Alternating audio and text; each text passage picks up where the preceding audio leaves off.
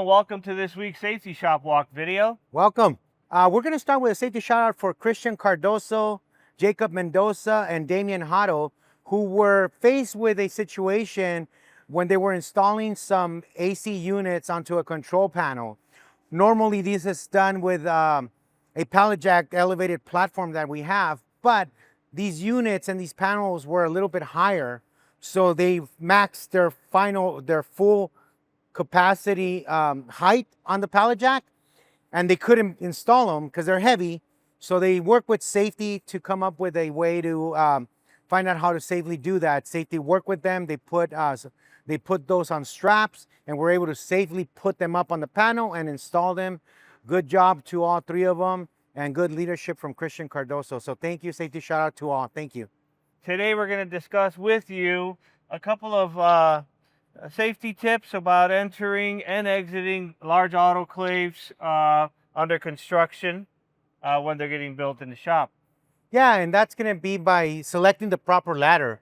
In this video, we're going to talk about selecting the proper ladder, which is anywhere from 1 step, 2 step, 3 step to 4 steps. And we're also going to do an update on a change we're working on, right, Louis? Right. That change is when we realize that when we put ladders on, once we put the locking ring, it creates a gap between the ladder and the walking surface. And we're going to be updating on a change that we're working to close that gap. Victor and I are in the middle of the shop where a 10 by 20 autoclave is being constructed. Lots of work happens in the interior of the autoclave where employees have to enter the interior of the autoclave and exit multiple times while it's getting built. Victor, tell us a little bit more about some of the important topics of using a ladder for entering and exiting the autoclave. Sure. So ladder selection for entering and exiting an autoclave is extremely important. For example, Louis and I, for demonstration purposes, brought this ladder over. Here is perfect, and a perfect example of a good usage of this ladder. You always want to be either flushed, a little bit below, or at 10 inches, which your walking surface would be the final step. What you don't want to do is you don't want to be your distance be lower, like let's just say 14, 15 inches, and you're going to have this big old step. Say if you're down here, and you're going to be climbing way up here. That's what you don't want.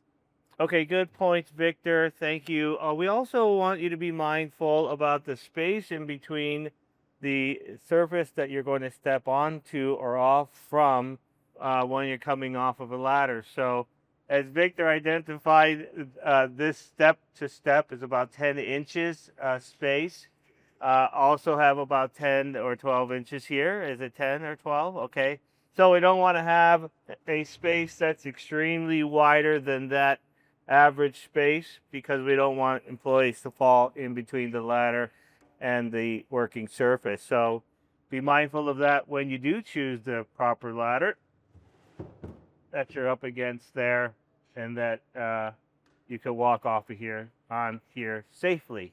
Okay, so here we're at an 8 by diameter autoclave where the employees just completed installing the insulation material.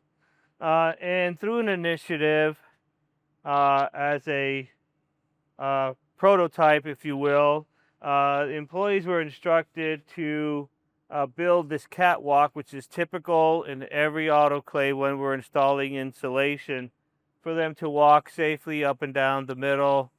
But again, to address the gap between the ladder and the face of the autoclave,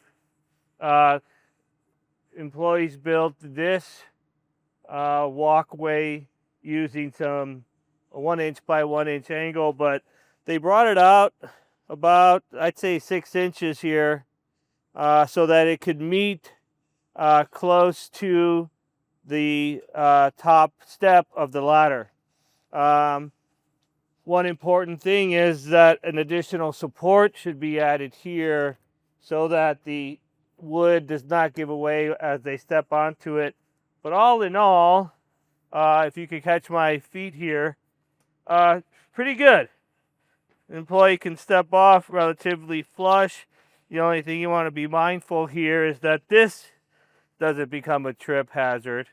So, good job trying to remedy a situation, but always be mindful of what that can produce. So, looks like we have a little bit more work here to make this a sound, safe system.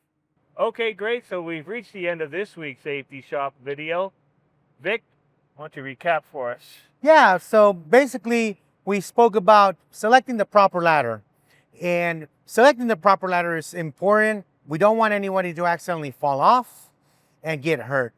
Also, we talked about the update we're doing to mitigate that gap from walking onto the ladder onto an autoclave. And that is a corrective action that we're working on. But if you have any questions or you have any doubts about that update that we're doing, please contact your manager or reach out to safety. We'll be gladly help you out with that. Thanks for tuning in. Have a great, safe week. See you in the next video. Goodbye.